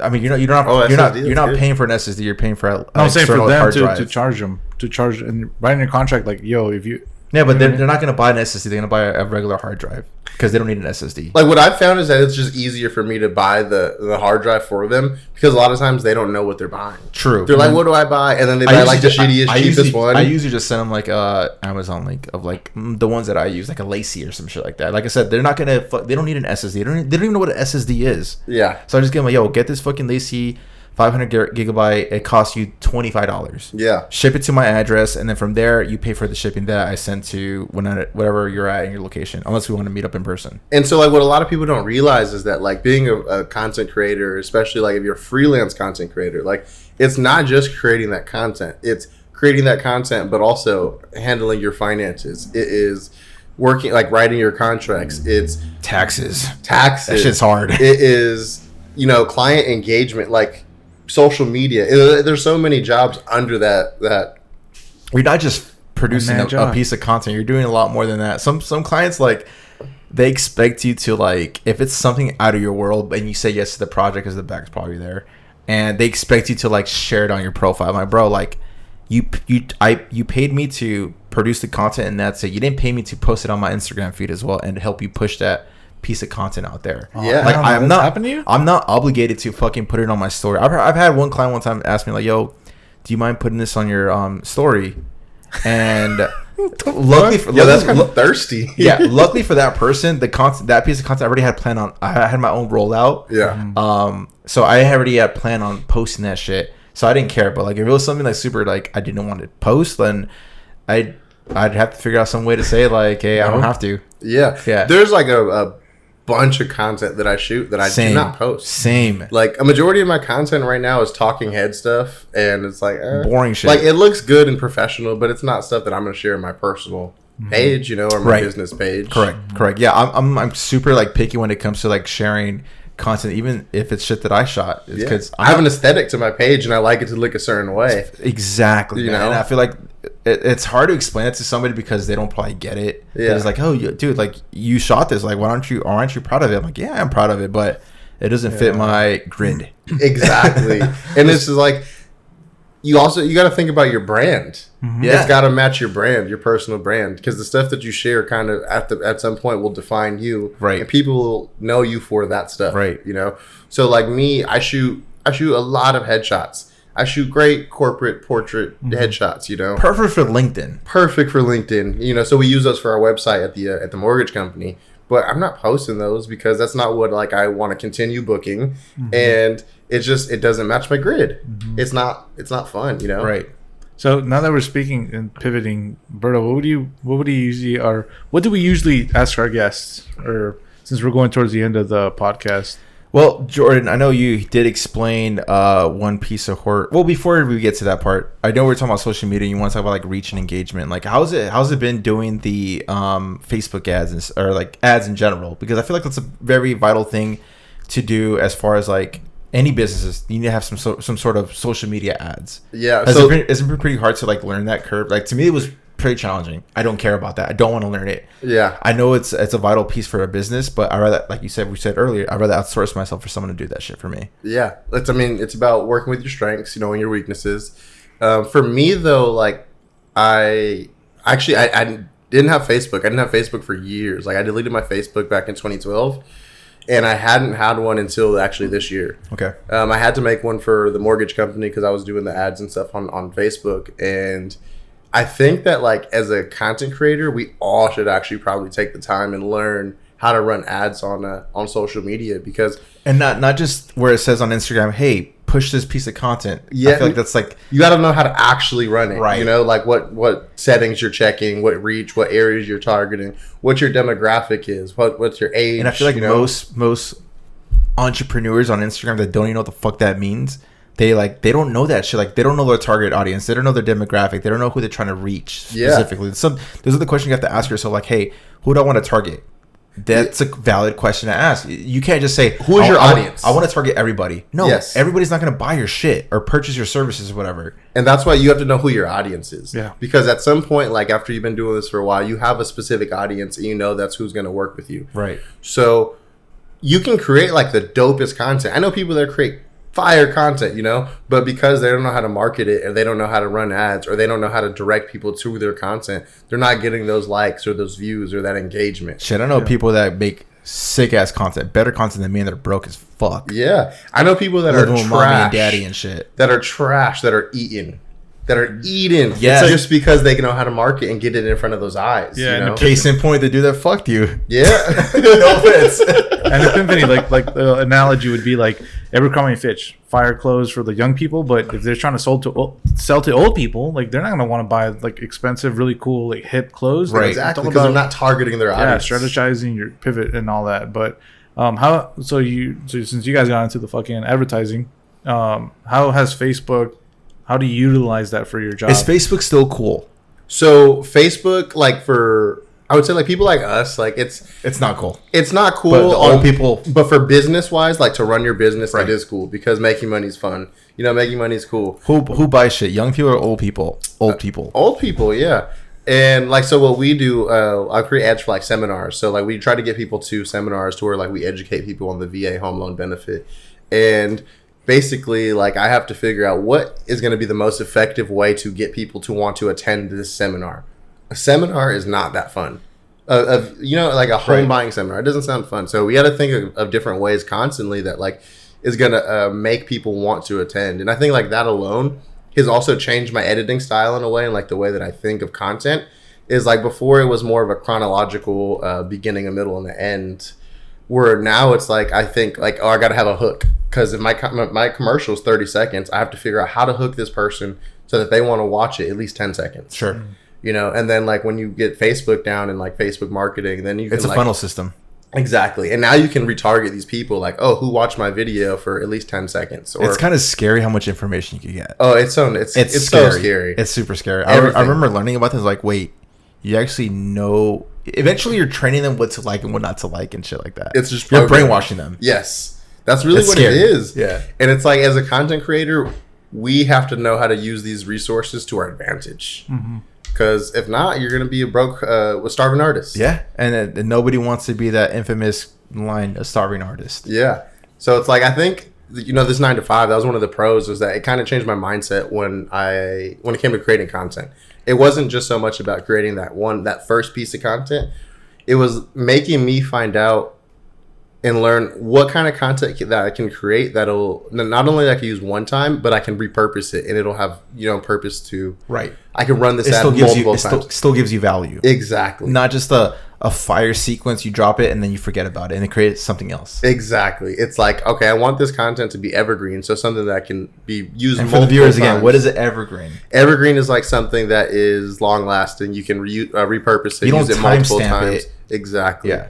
So it's like, knowing that stuff and like changing my mindset, I know that if I do and when I do transition back to the freelance world, that applying those tactics is going to change the game. Because when I was doing this, a few years ago, I wasn't really capitalizing on the marketing opportunities. I was kind of just working on creating the content, booking the content, but like taking that next step and capitalizing on the marketing aspect is a game changer. Right.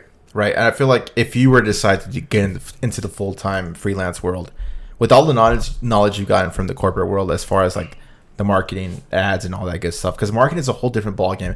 It's not just posting a dope Instagram post and that's it. That's not marketing. People think that's marketing. I know it's not. There's more to it. Yeah, and dude, that's such a big thing. Like at the mortgage company, they have no understanding between like the difference between marketing and media. Yeah. So like we're referred to as like the marketing team or the marketing department. So you're the content creator and a marketer? Goddamn. Yeah. So for a They must while, be paying you something nice. it's all right. And for a while, I was the first one, doing it all by myself. So everything from like onboarding headshots to weekly videos, like I shoot multiple videos a week, to like graphic design, to Jeez. to like the marketing. Sounds like a aspect. 6-figure pay right here.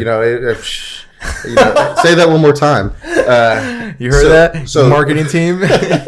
So between all of that, like, it's a lot. You can't do it all by yourself. At least not on the corporate level. Right. And taking that information back to freelancing, I kind of understand that I don't want to do it by myself. That I want to do it with a team. If you do it by yourself, it's only going to slow your business down. Yeah, That's why I've been outsourcing myself. Like, I could edit this wedding in like 2-3 days, if that. But I'd rather just focus on the business, growing the business instead of fucking working on the business. Exactly. And it's like, again, like I keep saying, playing your strengths. Mm-hmm. If I know that I'm like, I shoot dope content, shoot dope video, shoot dope photos, I would rather focus on that and then maybe outsource my marketing to somebody else, or my graphic design, or my After Effects, like I mentioned earlier. Yeah. So it's just learning like what you can do and then what you should send somewhere else. Right. But I think taking the time to learn at least like the basics of Facebook and Google marketing can change your game up as a content creator. Mm-hmm. That's awesome, man. To play a devil advocate with you guys, I would never outsource my editing, just because I feel like for me as a photographer, that's like my selling point, like my style. But for videography, I can kind of understand. I'm not there yet, but I feel like that's kind of the breaking point to like a creative and more of a business people, like who want more money. So like, I don't know what pushback you guys feel about that, or how do you guys feel about I completely understand where you're saying, because I right before you mentioned it, I was going to say that's a little different ballgame with photography. As far as outsourcing for photography, and this is me from the outside looking in, because I don't consider myself a photographer, I'd say maybe outsource as marketing. But editing, no, you're right. You're dead on. That is your style. No one can replicate your style. So have you had it, let me play devil's advocate, have you ever had a outsource like story for both of you where like you're like, what the fuck was this? Or like, like kind of like it wasn't what you were looking for? As far as like editing? Well, whatever outsource, what you said. I mean, I've dealt with like editors in the past before that I just was not a fan. I was like, all right, it was a trial. Never do it again. I'm gonna look for a little bit someone more experienced. That's gonna cost a little more. Yeah. But at the end of the day, it's worth it in my end. Yeah, and in the same, like I've eaten some money on some projects that like I outsourced, specifically through Fiverr. Sometimes like you see somebody's portfolio on Fiverr and they look kind of dope, and then you get your content and it's just so hard to like explain to an editor your style. It's just I'm still trying to learn this shit right now. It's Yeah. like, how do I communicate with the editor? How do I let people know, like, hey, this is what I'm looking for? It's just, this is all new to me at the same time. So it's like, I don't know the answers. I'm literally trying to figure this shit out as we speak. But like to tap in with you as like a stills photographer, like I shoot stills also. Yeah. If I have the time, like I'm gonna edit my photos myself, you know. Yeah. But let's say like I'm shooting, I have 15 to 20 headshots to retouch. That's a grip of headshots, and that's like I still have other stuff to continue working and shooting on. Yeah. It's easier for me to outsource those headshots, find somebody that's a retoucher, Okay. and then just pay them X amount of money. Yeah. No, the only reason I'm asking that is because I want for the creative member to like get the big picture of like. But it outsourcing. depends on like what the project is, because like I wouldn't outsource my, any of my personal projects or anything like that. Like But that's personal. It's different. yeah. I'm talking about like the business aspect. But if it's like headshots, I feel like I can find a good headshot retoucher on Fiverr. I never even considered like a headshot retoucher. I mean, then again, I don't consider myself a photographer, so I don't give two fucks about it for the most part. But no, you're right. But at the same time, like if you want to grow the business, like I legit listened to the Zach Kravitz podcast today about things that you have to do for an entrepreneur as far as like the creative side. Like you got to let go of your projects and let someone else edit it for you. And it's and he's saying like a lot of content creators are so stubborn, they don't want to like let it go because it's their baby. Because and I get it. I get it too. I get it. And like, let me push back on that because this is the beauty of the podcast. Zach Kravitz, I love him, but he's more of a business savvy. He's a teacher. Yeah, he's a savvy online coach. If you were to tell me who's a creative, Zach Kravitz or Peter McKinnon, even though Peter McKinnon, he has an editor. Yeah, but like his thing is constant, and I would say Zach Kravitz is more of like let's make a business grow and let me become my own business by creating my business. You know what I mean? Like, and that's the reason why I listen to his podcast, because I had a discussion with Ian the other day on Thursday. I was like, I don't want to he said it to me, like, I don't want to be at every single gig. I want to make money. I want to make passive income, essentially is what he's saying. And he wants to make money by not being there, like all the time. Like, I get it. Like, I want to be there too. I don't want to be a fucking freelance at the age of 45. Like, that's going to be super corny. Dude. I don't know about corny, but like... No, bro. I was just, I was in the barbershop today and I was talking to the barber about this. And it's like, it's about learning how to build your brand now so that you don't have to worry about working when you're 50, 60 years old. Because like, even though we may love this shit now, I'm always in a film, no matter what. I don't care how fucking old I am, but I think one thing we have to recognize is it's kind of hard on the body sometimes because this is manual labor. And like after shooting an 8 or 12-hour day, carrying the gimbal, maybe you don't have an easy rig. Like, sure. it is wear and tear on your body. And I mean, we're young and stuff now, but yeah, maybe I can't relate to that because I like to consider myself a little healthy. Work out and shit. You know, today was arm day, you know what I mean? The sleeves are hugging. I'm just saying, man, when you're 50, it might be a little hard. Yes, facts. It might be a little hard. And I think like that's one reason why over the years I found myself downsizing my equipment and trying to find the smallest packages possible because a happy medium. Exactly, a happy medium. Like, what can I get the most quality out of, but still not kill myself trying to rig up a crazy 30-pound rig? And it's something to consider, yeah, because we are young individuals. So yeah, granted, we're gonna be like, well, shit. Today, you were telling me you did your first wedding yesterday, and then how does your body feel right now? My body feels great. I feel like a lot of people hyped it up to be like, oh, it's gonna be hard. It's gonna be super hard. stressful. Yeah, it's not. It was easy. Was it your first wedding? Yeah, it was my first wedding shooting it, and it was easy. At the end of the night, I was like, I took my equipment the last half hour, and I just partied. Yeah, and I had fun. But and the thing is, like with weddings specifically, like you'll have some days where you're like, damn, like that was an easy job. Easy and you know check. what? I think a lot of people, photographers especially, say like, dude, I hate weddings. And I was like under the impression, I'm like, why do they hate so much weddings? Oh, you still haven't edited it yet. Hold on, I'm getting there. So I was telling my brother, I'm like, before I gave my price pre-COVID when I did their engagement, and then so then I do the wedding, and I had a deliverables package, and I was like, oh, that looks doable, and this and that. So I'm thinking all the prices I've researched of other photographers, they don't say their prices. All they say is, we'll tailor a package for your needs. So it's always customized. Yeah, someone like what do they mean by that? Like, are they undercharging and over promising and stuff like that? But you just gotta build a package that's not gonna make you work hard and make you feel like you got underpaid. Exactly. So that's when people say like, shit, I got underpaid. They don't want to say that. They want to say, fuck weddings, dude. They're horrible. They're hard because they do too much. I will give a little pushback based on experience. This is your first wedding.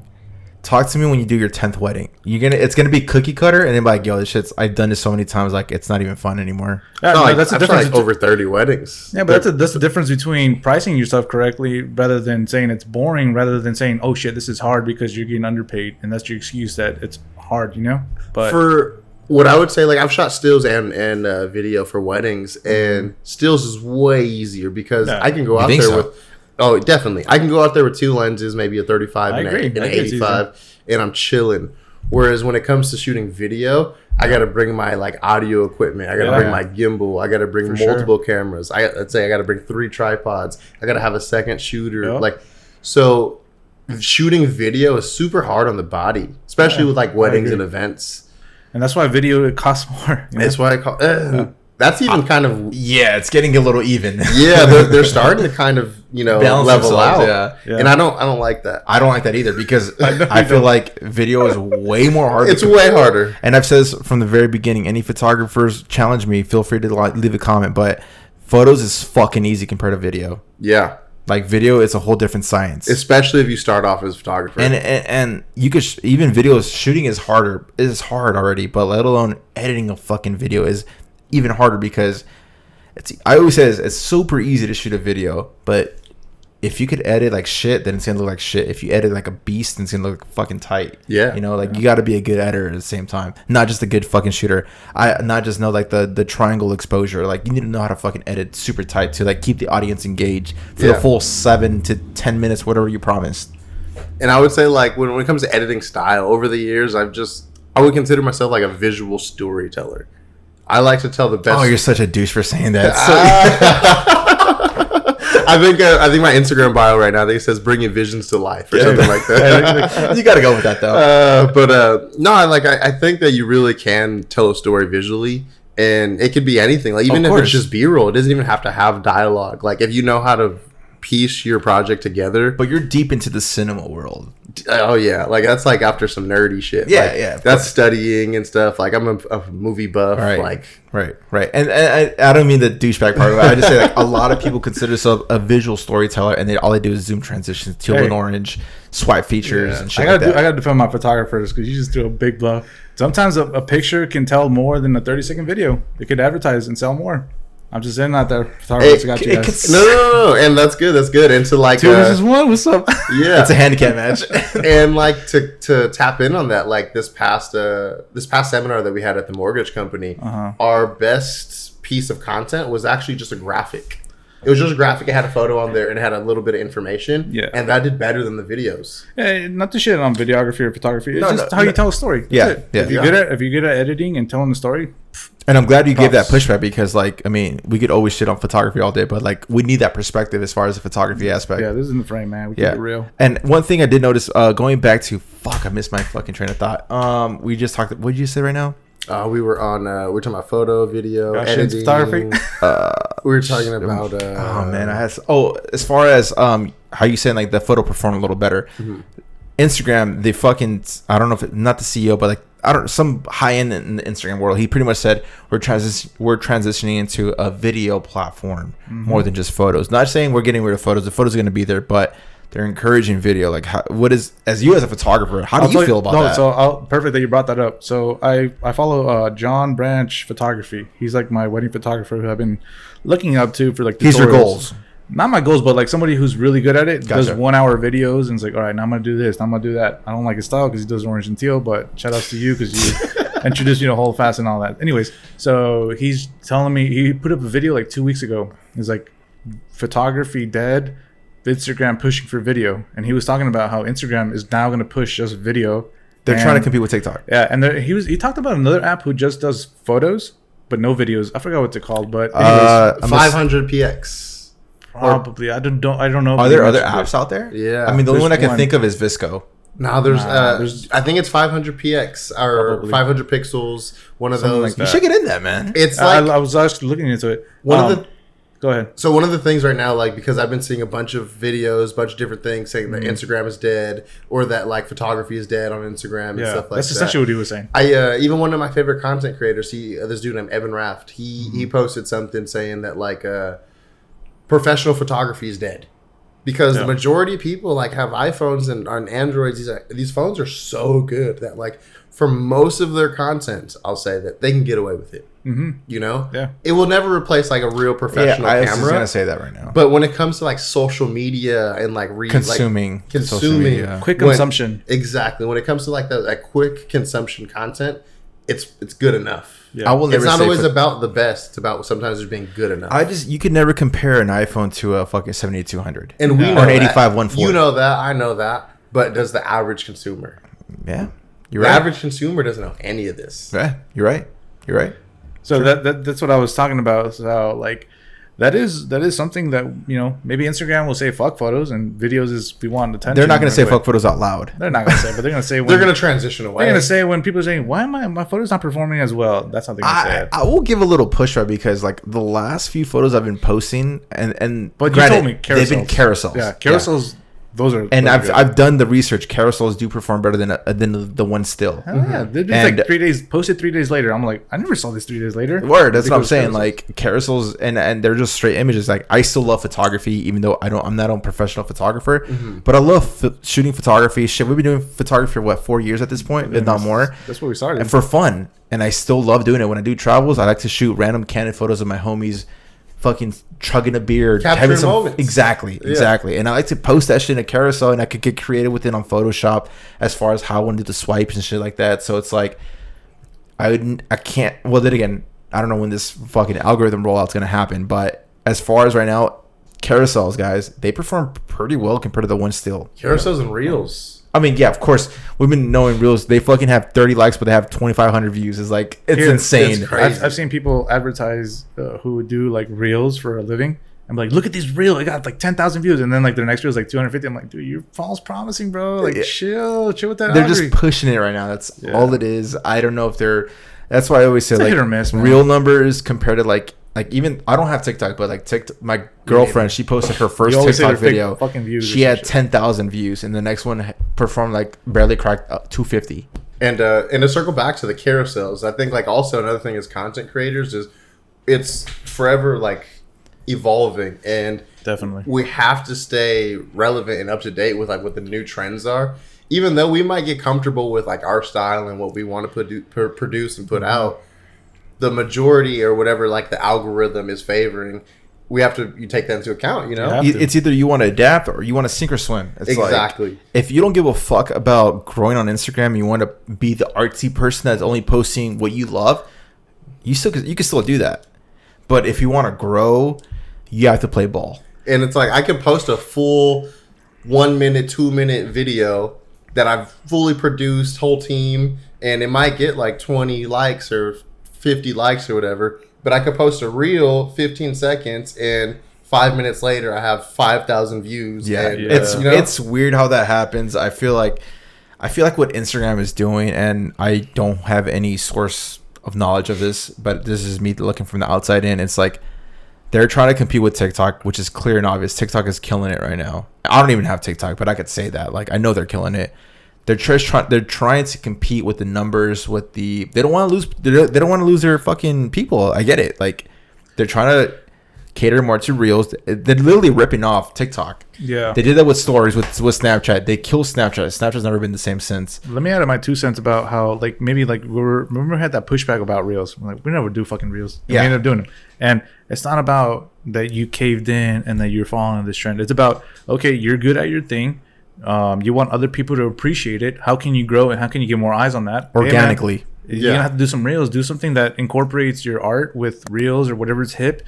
And it doesn't mean you're losing the value of your art. It just means you're expanding. You know what I mean? Like using your avenues. Yeah, you got to use all the resources that are there for us. You know, like if we have these resources and we're not using them, someone else is going to use them, and they're going to surpass us. Yeah, yeah. And then it's going back to the person that you were saying. Like, I know some guy who creates shitty content, but he's fucking eating. Yep. So either you want to play ball or you don't want to play ball. Yep. And like it might come out a little far out, but without it, without going down the rabbit hole, I think that there also is an agenda with this content. Like, I think that they want us to consume as much content as possible. And that's why when you look at all the platforms, like, everything is kind of getting into short form content to where it's like Instagram, Facebook. Even YouTube is doing that. They call it shorts. Yeah, YouTube. Like, all of that. I don't know if you guys are on like Reddit. Like, No. I go on Reddit forums and stuff like that a lot. And it's all just like short form content. And you can consume 10 short videos in the same time that I can watch one person's full length video. It's all that ad money, you know. And it comes to you, like, the more you scroll, the more sponsored you see through your feed on YouTube. The more you stay on the platform, it's what they're banking on. Yeah. So, and then now that's the stuff that they send to you. Now you notice your explore page is all populated with this specific kind of content. Like, it's playing the algorithm. Oh yeah, and we're in a weird state when it comes to social media as far as like the short piece of content. I'm still, call me an old head. I could sit down and watch a 6 to 8 minute fucking Peter McKinnon video or a Daniel Schiffer or Danny Gravitz, who I'm really loving his content recently. And like, so can I, but like, I think we're all, I mean, you guys are a little older than me. As far as phone, like if it's a YouTube video, I'm watching it on the TV. I'm not even watching it on my phone. If it's short content like Instagram, of course you're watching it on your phone for the most part. But like, oh shit, Danny Gravitz posted a new video. Can't wait to watch this shit later tonight on my downtime on the big screen on 4K. But I think we're at the point where like we're even fading out. We're getting old, and like Gen Z is going to be taking over. Damn, are we washed? We're getting to that point, man. And like Gen Z has no attention span. They are just like they're like little minnows. Right? Give me. You have to give them everything as fast as possible, and then they're watching the next video. Yeah. So like with the content that we're creating, especially if the main platform is going to be a social media platform, we got to keep it short now. Jeez. You know, which for us, like it might, it might mean cutting out some of our favorite shots. You know, like for me, it's the hardest thing. I'm like, fuck, like I got to go through this and I got to. I can't see myself. Oh, geez, I'm having a brain fart. Not caving in, but I can't see myself compromising a dope shot just to make it shorter. Like if it fits the story and it makes sense, I'm gonna leave it in. That's just me though. Yeah, and it's like, I mean, it's very circumstantial. And it's for the most part, it's like YouTube stuff. Like YouTube stuff, I keep it. I treat YouTube like like a Vimeo account. Like it's like I'm putting my creative juices into that piece of content, and I'm gonna let it on YouTube. And if it hits, it hits. And if it doesn't, it's okay. Either way, you feel good. If it filled it's to satisfy my creative juices. So what I've noticed, and I don't know, maybe you guys have noticed it too, is a lot of my content creators are like on my YouTube feed. They're talking about Instagram is dead. Oh yeah, I've seen that. And people, Chris Howell, he had a great video about that. I've seen a bunch of these videos right now, and like, what do you guys think about that?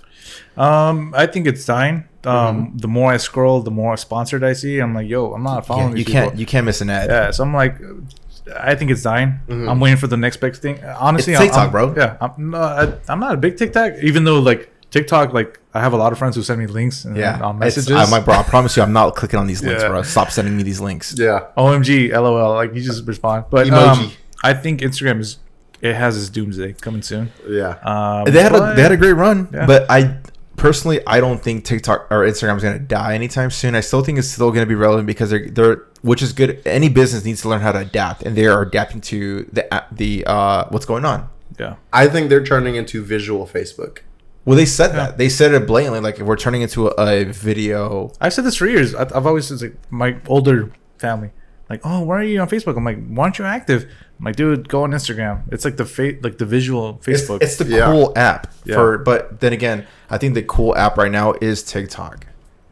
I'm not on TikTok. I'm not on TikTok either. How do you guys feel about that? Like, how TikTok? Dude, I had a friend who told me, like, yo, like, why isn't your shit on TikTok? You would fucking murder the scene. And I'm like, I refuse to have another social media. I'm at the point in life where I'm 31 years old. Like, I guess I am washed after all. Like, I don't want another social media. I don't want it. You know what I relate to when someone says TikTok? That stupid robot voice, like, my boyfriend of 20 years old. That fucking voice, bro. That trend. And I can't see myself doing everybody that. and their moms is using a stupid ass trend. Yeah. The fucking robot fucking voice. I hate it. I hate it. All the little dances. I sound like an old head right now. Like, no, dude, I'm right there with you. Like, and I constantly feel myself. I don't want to say like second guessing it, but I'm like, yo, are you fucking up by not getting on TikTok? And I think I could have gone TikTok years ago and probably had a little bit of a following. Yeah. Now it's like, is it even worth it? You know? Maybe it's a new. I think Reels. it's still fairly new, so you could still probably pop off. I don't know if it's too late to jump on the ship right now. I don't think it's late. I don't know, man. I don't know. You can make a TikTok, hashtag your Instagram. People think it's your TikTok, but it's actually your Instagram, and you get followers. It's cool. Like back when we were saying, I don't know if we said this off air. Like, you need 1,000 stands, and you need to like have multiple platforms to like, hey, cross promote your channels, because if Instagram disappeared, would you be fucked or would you be straight? Would you be fucked or would you be straight? It's the question you got to ask yourself. The uncomfortable question. Like, I rely on Instagram a lot. I'm not gonna lie. I do have a website. I do have an email list, but it's not like I'm pushing a newsletter every week or some shit like that, you know? So it's like, if Instagram died, it'd be a little rough. I'm not gonna lie. It'd be I'd have to fucking really, really fucking dig and like see what I'm made out of and like grind. So to throw it back also to where when I was saying that, like, it's not about just booking stuff. It's about booking stuff that you would like to continue booking. Sure. Like, I don't like the TikTok thing. I don't like, and I feel like if I go down that avenue, You're a traditionalist though. yeah, I feel like if I go down that TikTok avenue, then people are going to start expecting that kind of content from me for their businesses. And then that's the kind of content I'm going to find myself creating. Right. Whereas, like, I would rather still create like a traditional 16:9 or regular video ratio. Yeah. Well, thank God, shit. I've been in the where I have had to create TikToks and reels for clients in the past. Yeah. I shoot it on my phone, 4K 30. Thank God for me. Like, Kristen, my girlfriend, she knows how to. She's into the TikTok world. She likes to consume that shit. I'm like, yo, how about if you edit this and I'll pay you this much? And then she's like, bet. And then she made this shit real quick. And I'm like, I don't want to deal with that shit. Yeah. I don't mind filming. Filming is easy. Like, I always say this all the time. Filming is so easy. Editing is the real work. Yeah. And I'm getting into a world where, like, I'm not used to editing fucking TikTok trends and shit like that, where the stupid ass text where you're pointing. Like, I don't want to do that shit. Like, bro, like, thank God my girlfriend could do that shit. Dude, like, I've done one reel so far. I did one reel, and that was I have a car page for my truck, and it was pretty cool. But like, I found it easier to actually edit it on the phone than in Premiere Pro. But it was like foreign editing on a phone. It's compared to a huge monitor. Exactly. Where you have full control. Where like I'm typing and stuff, and like, but that's where I see everything going. Is they're making it very consumer friendly, Right? so that people can do this on their phone. Anybody can do it. Anybody can do it. Yeah, and it's the whole point. Like, and it's smart of them to do that because, like we all say, editing is hard. But Anybody can be an now editor. anyone can be an editor. I almost will go as far as saying that maybe in the next 10 to 20 years we might be obsolete. Oh, I don't know about that. Oh, fucking Who's hell, gonna edit bro. our shit? Robots? I- An algorithm? There's a lot of things popping up right now, an man. algorithm? Like, I've been thinking about it. Like, You get longevity. As far as editing, yeah, but like, you can never take out the human element as far as filming. Telling a You story. need that fucking human eye to have that fucking frame on screen. Which is the truth, and I think that you need that. You can't replicate that with a computer. I don't give a fuck how smart this computer is. But for editing, for I don't like give a fuck. graphic I'll design, fucking shoot all day, man. that's- Pass it to a fucking robot Who to edit knows, it for man? me. Who knows? I see what you're saying, Jordan. It is scary. The algorithm, like Alberto said, there can be algorithms that are made to where, like, oh, you like this style, you want this ending, you want this transition, like, or you can mix and match. Oh, it's gonna happen. Who fucking knows? It's bro? inevitable. Yeah. Well, the reason why I say that, like, I went to school. I started going to college for graphic design, and then I found out about this thing. Like, I found out about Canva. You guys know Canva? Yeah, I use that for A lot of clients have Canva Everybody Pro. uses it now. Yeah. So I found out about Canva. This is maybe like 2017, and I was like, dude, this is a game changer. Like, graphic design is about to be obsolete in It's a so second. it's easier than Photoshop. It's- And yeah. I don't understand Photoshop to that extent. making templates. Like, It's plug and play. It Like, really I it's cookie started cutter. with Photoshop, and now I would prefer to use Canva Canva over Photoshop. Yeah. It's like Photoshop is pretty much the picture version of After Effects and video. It's Yeah. like, yeah, fuck all that. For the majority of stuff, I'll do it in Canva. Yeah. yeah. You Well, Jordan, this has been a great conversation, man. Before you take off, two things. I know you kind of explained a horror story, a client horror story, but if you have another one in the tuck to explain to the creative gang, explain it. What did you learn from it? And what's your tip on to that member that's watching that's like, hey, this is what you could do to avoid this problem? Yeah, definitely. as a freelancer, content creator, whatever you are, you're gonna have a lot of clients, good and bad. One of my like particular clients, I was shooting a boat promo, and I'm not gonna name any names of the boats. Yeah, or whatever. don't name drop in if you don't need to. I was shooting this sailboat promo with Ian. Okay. So we're shooting this with Ian, and we're in San Diego. We're on the bay, like around almost. You guys know where the Star of India is? I do not. It's like it's close to like the airport-ish. Like, Okay. That area. Gotcha. So first of all, like the whole thing was just a nightmare. This is maybe 2018. Okay. And I'm trying to fly a drone on a sailboat in the bay around the airport. So there's a bunch of no-fly zones. Yeah, you can't fly within a 5-mile radius in the airport. But on the bay, there's a few pockets where you can actually like fly and take off and Sure. stuff like that. So we were trying to like find those pockets, and we ended up finding a little fly zone, and I could fly. And I take off, and I hit a line on the sail.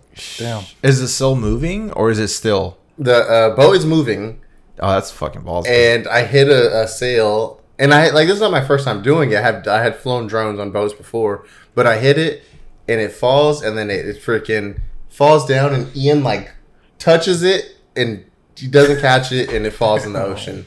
So like that was already like the beginning of the fucking. This is the beginning of the shoot. This is the beginning of the everything. sorry. Yeah, this is like mid shoot. I'm already feeling down at this point. The fact that you carried on, well, you're being a professional. I get it. I was trying to be a professional, you know. Ultimately, like they didn't really pay for the drone footage, like particularly, and I had enough content that was good to use for the from the ground cams. Sure. And so I finished the shoot. Oh my bad. And I go out with my edit. This is actually a repeat client that I had worked with, and thought he was a cool dude and everything like that. So second time around, I was assuming it was going to be a nice, easy process again. So this time around, like he's like, "Oh, I forgot the payments," and because he said he was going to pay me cash the day of. Sure. So I show up, and we're about to take off on this boat, and everything's kind of already arranged. And he's like, "I forgot the payment. Do you mind if I do like pay you later?" So Fucking son of a bitch, man. exactly. So mind you, like this is my second time working with this guy. I kind of trust him, Okay. He and has some history. he's nice. Like he's a cool dude. And I'm like, all right, like whatever. We're already here. Everybody's already set to go take sail. Let's just do it, and we'll handle payment later. So I go shoot this project. I lose my drone. Finish the project, and some of it was cool. Like we were shooting it on the jet ski and stuff like that. Yeah. And anyway, I bust out my edit, and like in my contract, it was between me and my prior client, right? So I send him the video, and like he's cool with it. He sends it to this other guy who apparently was the boat owner, who was not on the contract, but he was there the day of the shoot. And this dude was just super eccentric. Like he was one of those people. I almost think he was like a pathological liar, to where like the stories he was telling us were just so far out. You know, he was like, We knew a few people that just bro, lie this out their dude, ass. yo, this dude was crazy. He was like, yeah, I used to be a Navy SEAL, and like he like all this crazy stuff. I could shoot a quarter 200 miles away with a sniper and all this like crazy shit. And he was like hanging out in his underwear on the boat. And then it was weird, you know. And he was like he would make you feel like kind of uncomfortable, I would say, like yeah. Anyways. Yeah. So this dude was the boat owner who I met the day of the shoot, and apparently he didn't like the final video. He was like blah blah blah. He got kind of rude with me. He was like a great fucking start. That's what he said. When you lost your drone? No, when I submitted the edit. Gotcha. And mind you, like the whole process, I had been communicating with this one, the guy, my prior client, who was actually happy with the video. Right. So he was happy with the video, but the owner of the boat that I had met that was not on my contract didn't like the video. Damn. Did he explain why? Besides saying great fucking start? He was like, it needs like all this X, Y, and Z, like all this stuff that we didn't talk about because he wasn't even involved in the pre-production. Yeah. And he was like, oh, I was like, hey, like, you know, like I could make these revisions. So I made the revisions, and like he was just disrespectful. He was a disrespectful person. Mm-hmm. And because in Trust my contract, fund, baby. In my contract, like I always include like revisions and all that stuff. Of course. And he was like, hey, like, I don't like it. So I was like, hey, you know, according to my contract with David, he's like, you don't have a contract. I was like, yes, I have a contract with David. And this dude, he was like, don't ever make a fucking contract on my boat without me. Damn. But I'm like, dude, like I never met the guy. Is David CC'd into his fucking email thread or No, in the separate, group text no. message? So this is via phone now because this dude called me from like some random area code. Gotcha. Like he was blowing me up, but the thing is, from the beginning, like I didn't mean to say the name, but David never had told me. There's no last name, so it don't matter. He never had told me that there was another client involved. Because if that was the point, like if I would have him involved in the pre-production. Exactly. Yeah. So I would say like that was kind of a horror story, and he ended up like getting super mad, and he did you get paid at least? Yeah, no, I got paid. I got paid my full amount and everything. But what I did do, just kind of like at least appease him, was I gave him all the raw footage. Yeah, because he was like, I'm gonna have somebody else edit it. Okay. So that was kind of like my remedy to the problem. Was like I gave him the raw footage, and then he was cool. Get him the fuck away from you. Got paid because this dude was blowing me up and stuff, and like he was just kind of like disrespectful, and he was just out there. Like he was telling us all these crazy ass stories that there was no way that all of them could have been true. Like according to how old he was and the timing of everything, like it just didn't make sense. It didn't make sense. Damn. He was all fucked up on the boat too, though. So he was probably just. Delusional. So what is it that you learned from that you were able to like, all right, from here on out I could avoid this problem? You implement it in your future. So I definitely learned that like as a creator we have to ask a lot of questions when it comes to vetting our clients, because it's like a two-way street. It's not just them wondering if they should work with us. It's me wondering if that's the client for me. Not every client is fit for you. Yeah, you know? I agree. And it's also just learning who's involved in the project, all that stuff. So I think like after that, I started asking way more questions when it came to the booking process. That way I can understand exactly who are my clients, who am I trying to please, who has say in this, and who should, be involved in the initial pre-production. Right. Well, gang, if you guys listen, there it is, man. Fucking notes. Just ask questions. Besides that tip, is there one final tip that you could give to the creator gang out there that's listening? One tip.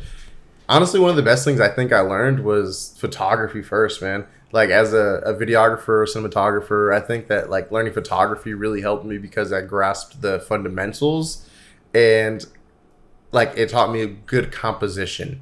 So once you learn like photography, then you learn like foreground, background, like all this different stuff. Then I think that like if you try to just learn video first, sometimes a lot of people get overwhelmed or boggled down because now you're definitely overwhelming. Yeah, because now you're thinking about like camera movement and motion and light, like all these different things. But if you start off with photography, you just kind of get the bare bones. Mm-hmm. And I think that like because of that made me a great hybrid creator. There you go. Yeah. That's a good tip because we haven't learned any photography tips for the most part. But it's dope though. That's dope, man. Pete, you got anything else? No, man. You want to get the film of the week? Jordan, we appreciate you coming all the way from San Diego, man. And your time is valuable to the creative gang. Yeah, and we appreciate you, man. Yeah, dude. Again, thank you guys for having me. This has been great. Hell yeah, man. Hell yeah. And this week's frame of the week, you'll see here in front of Jordan's face, is at. This guy has the best @name at DadBotPoppy.